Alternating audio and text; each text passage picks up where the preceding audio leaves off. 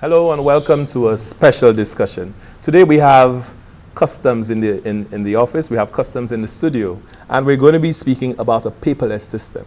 So with me is Mr. Jude Shallery, and he's the consultant for Digitized Solutions Limited, and Mr. Adrian Dominique, Information Systems Manager at the Customs and Excise Department.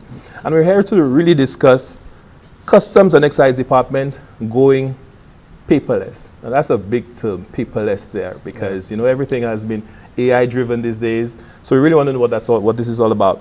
But before we start off, let's just have some casual conversation. So I want each of you to tell just what Adrian, we can start with you.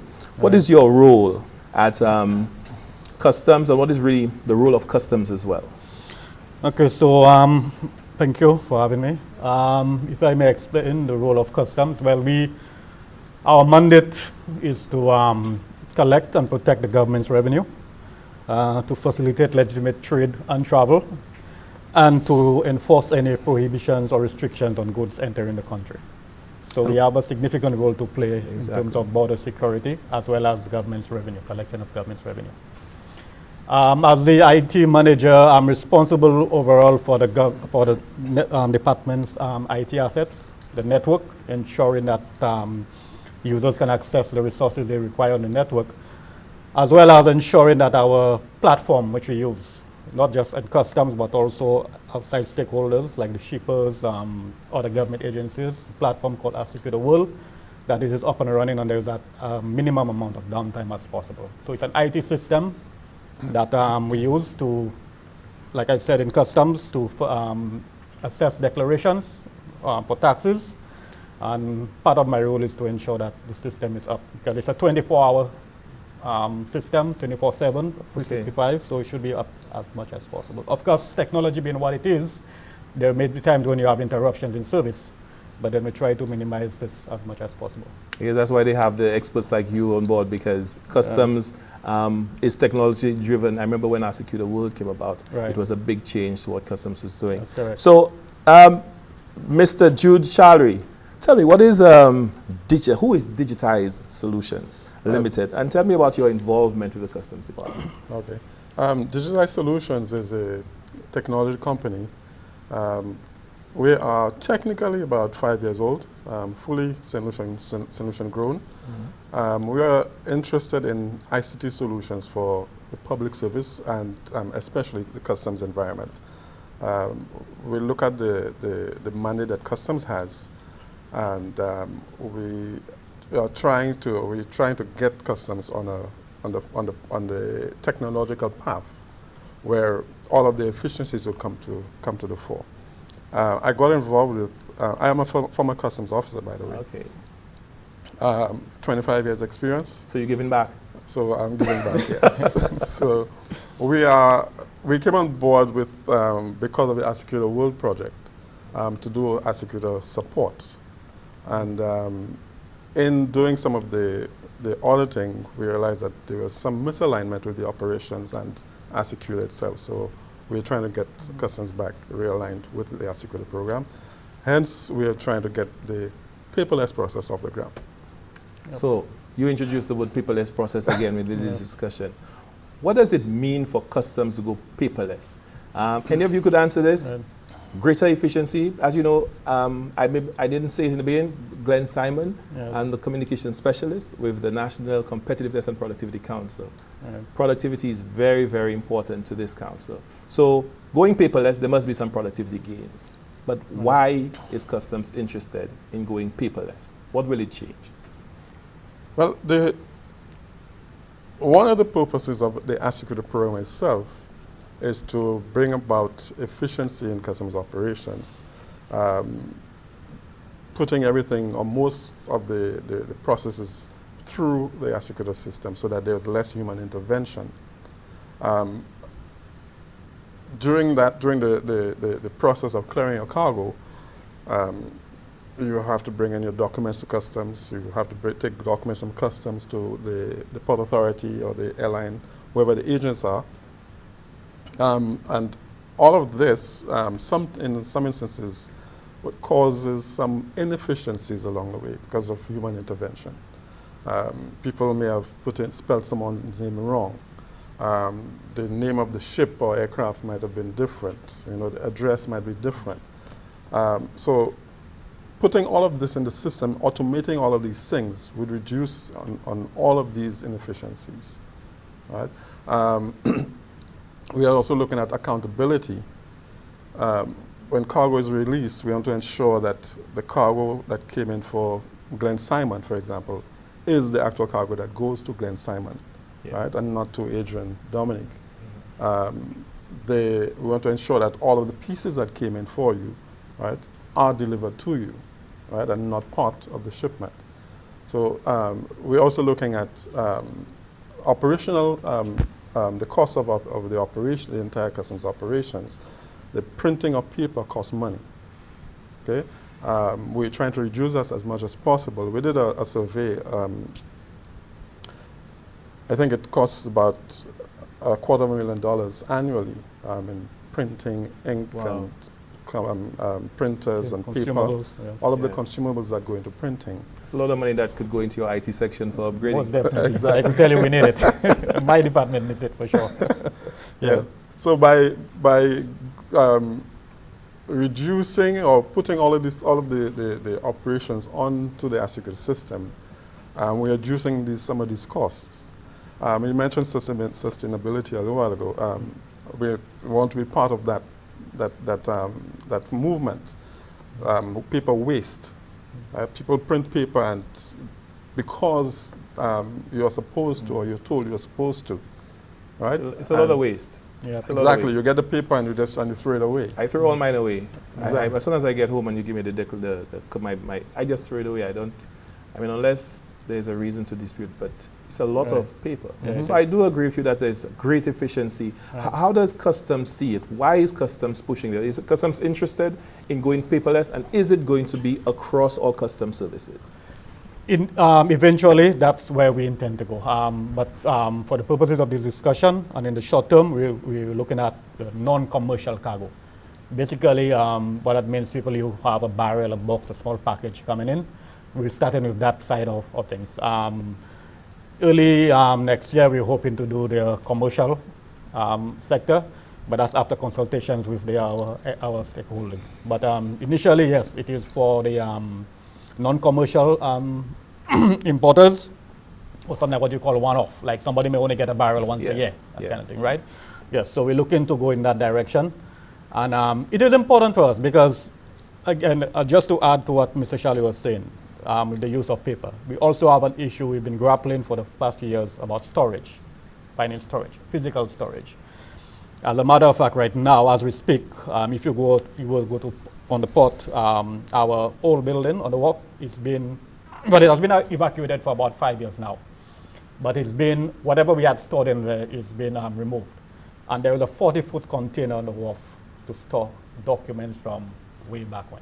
And that's really big. Now, there's a legal requirement to keep documents for at least 5 years. Okay?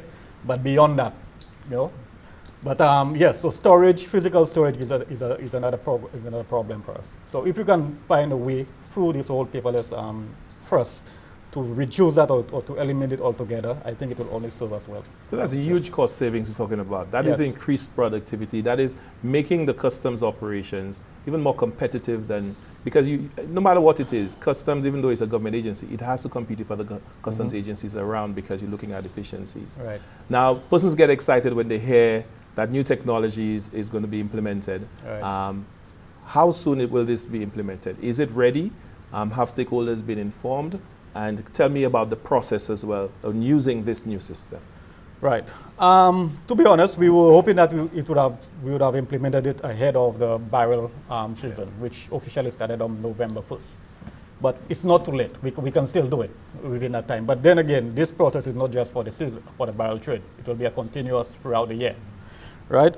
So what it is that we proposing that on our ASICRIT portal that importers, individuals can go in on there and register.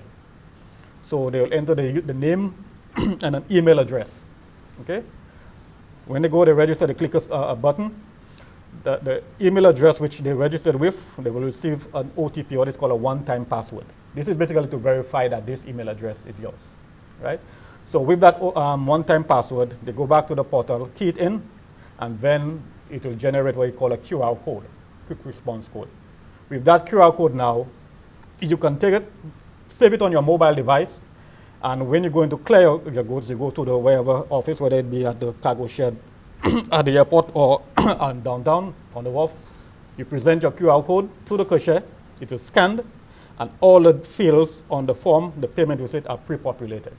So again, you can see how that will reduce the time, because as it is right now, the cashier has to manually input every single field for processing a payment. Yes. But with the QR code, the address and your name is stored in that. So once it is scanned, it pre-populates it. Okay, so the cashier just has to enter the amount that is payable. So it reduces on that on processing time. Okay, and I could tell you during the barrel trade, it can get very hectic at the port. So because there are a million barrels in there Yeah. waiting for clearances. Yeah.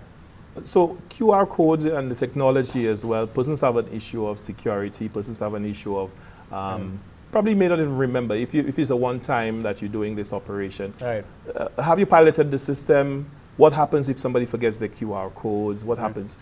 Tell me how prepared are you to handle those? Okay, so in our environment, we have, apart from our live production server, which everybody uses, we have what's called a UAT, a user acceptance testing environment, which is where we go to test things out before we go live with it. So we have tested this thing with, of course, dummy addresses and dummy names, and it works. The QR code is generated, and you test it. We simulate both from the importer side as well as the customs officer side, the cashier. Scanning the QR code, and I can tell you, yes, that we have tested it and it works. That's good. So we will go to a break in a short while, but when we come back, I really want for you to answer the question for me. What support will be available for individuals who encounter issues during the registration process and how the system is meant to be used? I really want to hear that. So we go to a break. When we come back, we're back with our customs department, and customs is going paperless. The joy of receiving shipments is a feeling we all know.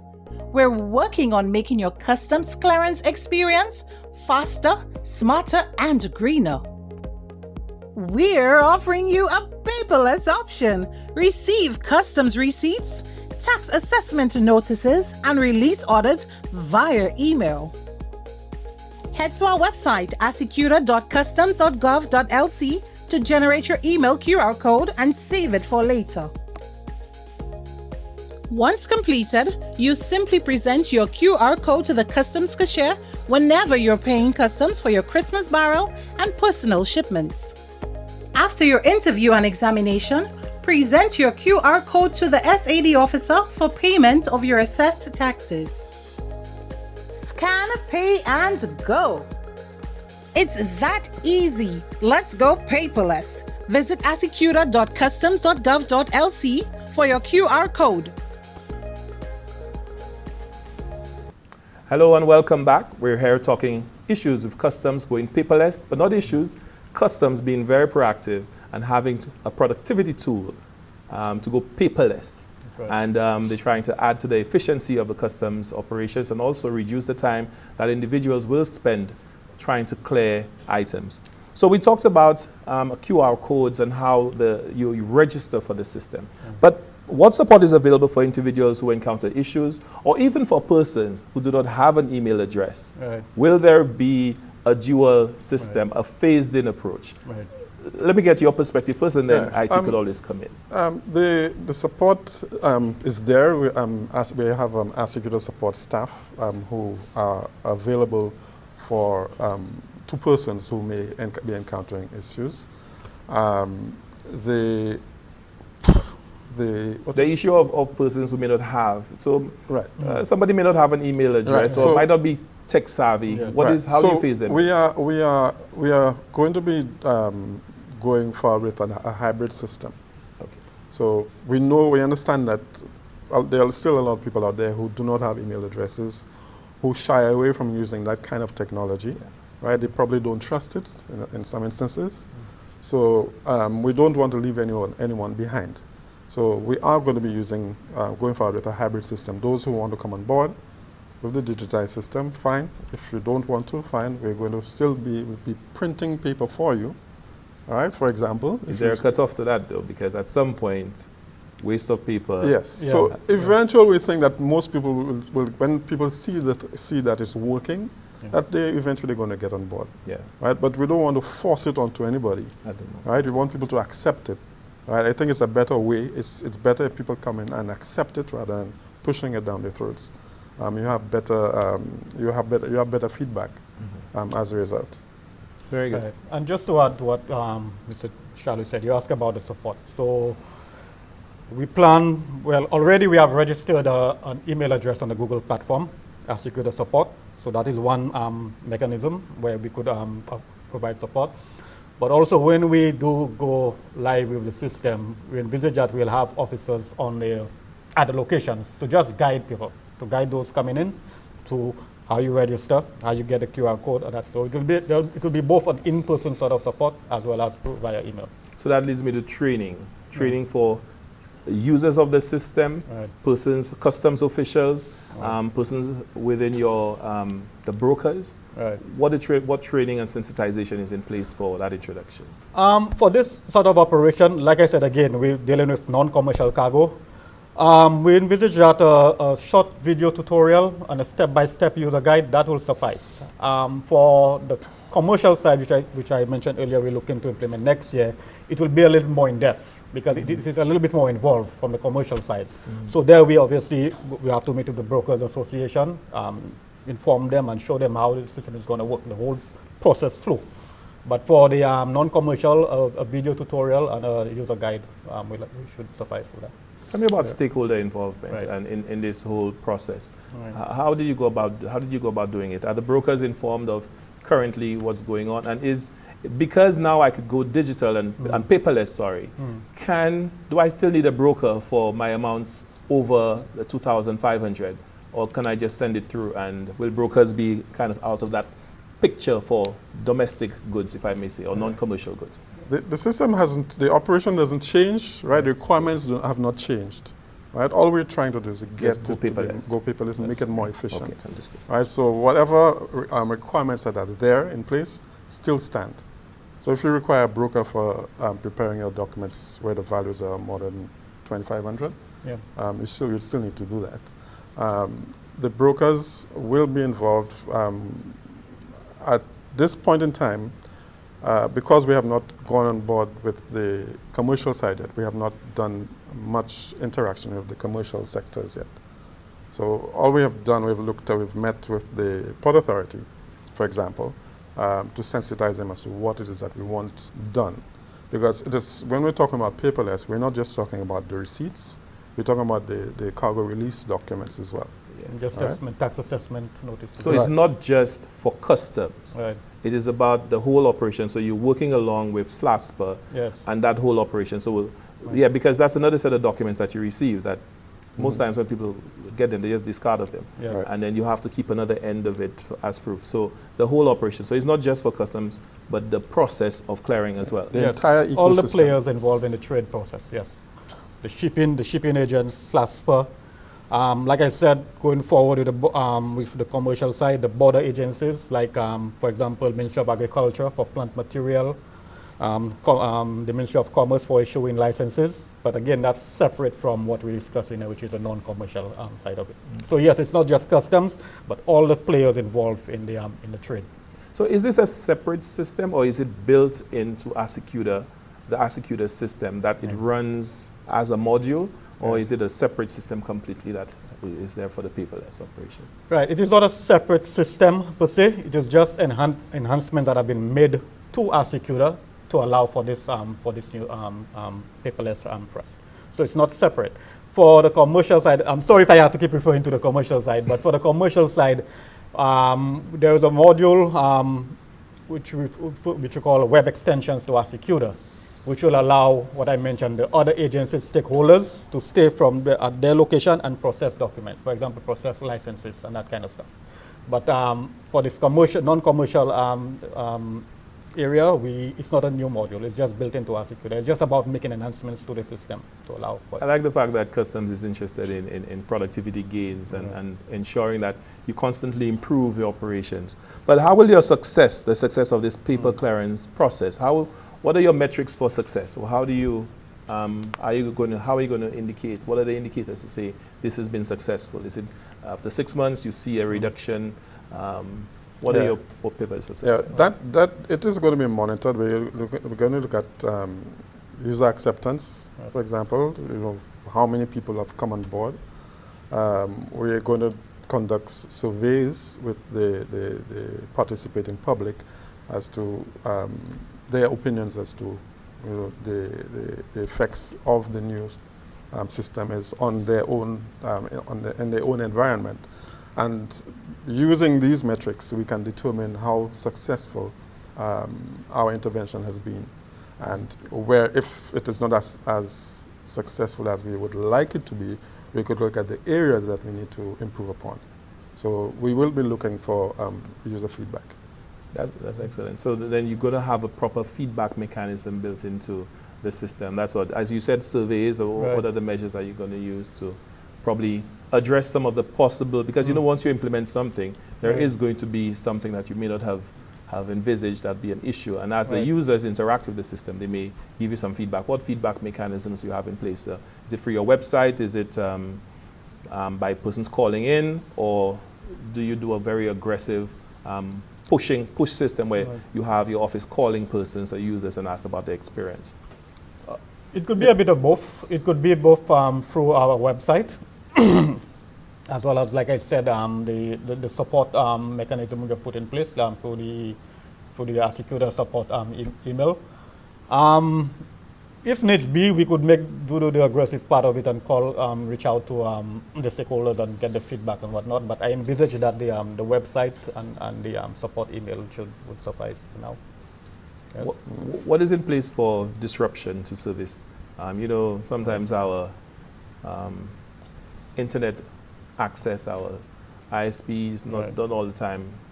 They're not up all the time. Yeah, and so what do you have in place as a quick backup for when the system may not be up and functioning and running in terms of the paperless system? So that's one of the reasons we're going with a hybrid system. Yes. Right. So quite apart from what I explained earlier, with regards to people not wanting to come on board as yet, we understand that in the world of technology, machines break down. So we are going to be keeping that the paper process as a backup.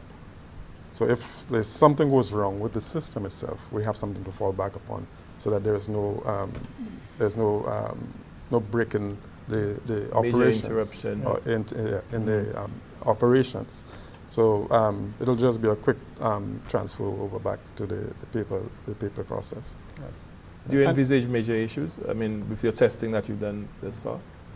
No, like I said, we've tested thoroughly and simulated both the role of the importer as well as the customs officer, and we've satisfied that the testing it works, and it's just a matter of now going forward and implementing.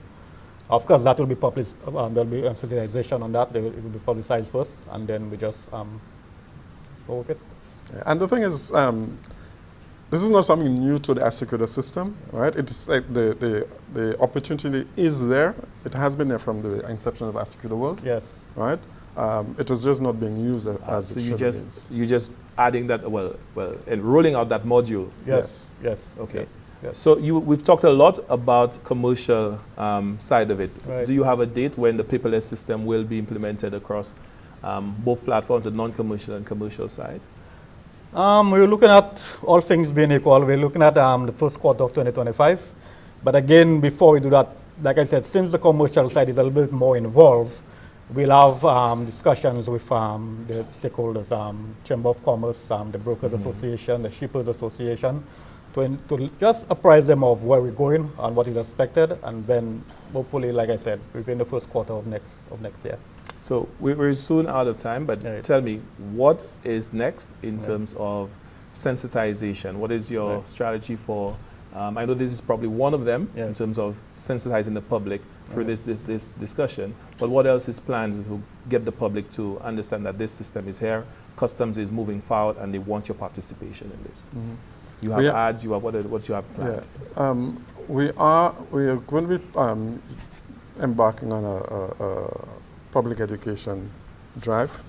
We're going to be using billboards and banners, advertisements, or infomercials like programs like this, right, to ensure that the public is on board or at least is informed as to what it is that is expected.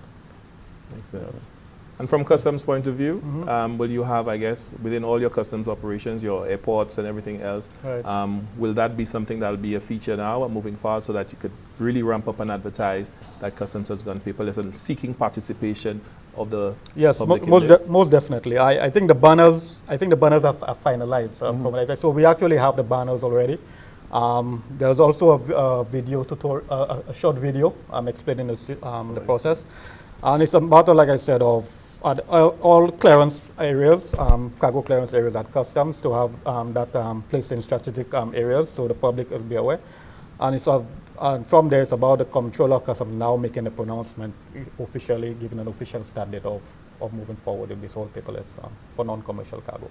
Well, from the NCPC's standpoint, where I am in terms of the Productivity Council, we're very proud that this is moving forward because we're always looking for opportunities for efficiency and productivity gains. So parting words from each of you in terms of this new system, what you encourage the public to do, what they encourage them to look forward to do, and how you expect them to be involved once the roll-off happens. Yes, so I would really like to have the public, the trading public, at least initially individual importers, to participate and make use of the program, to register for it. Because we had a complaints every day, how long it takes to clear stuff from customs, although it's not always from our end because there are other players in the chain. But we had a complaints. It takes very long. You go there, you have to wait a long time. So with this paperless, first we're hoping that by participating, registering for with your email address and registering for your QR code, it will significantly reduce the amount of time you spend at the cargo areas to come to clear goods. And like I said, in a way, it's also our contribution to going green, because really and truly, the amount of paper we use, and like I said, I mentioned physical storage earlier, and also just the cost, the consumables, it's large, it's enormous. So we're really hoping that by going paperless, that we can streamline our processes, because at the end of the day, that's what it's all about. It's about efficiency, introducing efficiency, removing the manual input, which introduces errors, and can also lead to fraud too when you have paper. Things can be manipulated. So all this is really a whole encompassing thing, and we really hope that the public will look favorably upon it and make use of it. Excellent. Any last words for you, Mr.? Sure. Well, in addition to what Adrian just said, I want to appeal to the people who may not be savvy, tech savvy, the people who might not be trusting of these systems. That I just want to encourage them and reassure them that the information is going to be secure. The system will work to their benefit. Digitization is nothing new. When we want to send monies to our relatives outside of St. Lucia, we never question whether, in fact, there's any security issue. We go to the bank, we do whatever we have to. We do it from our smartphones, right? We send and receive monies through our smartphones. So this is nothing new.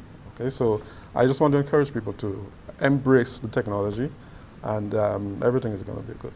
Excellent. So you heard it here.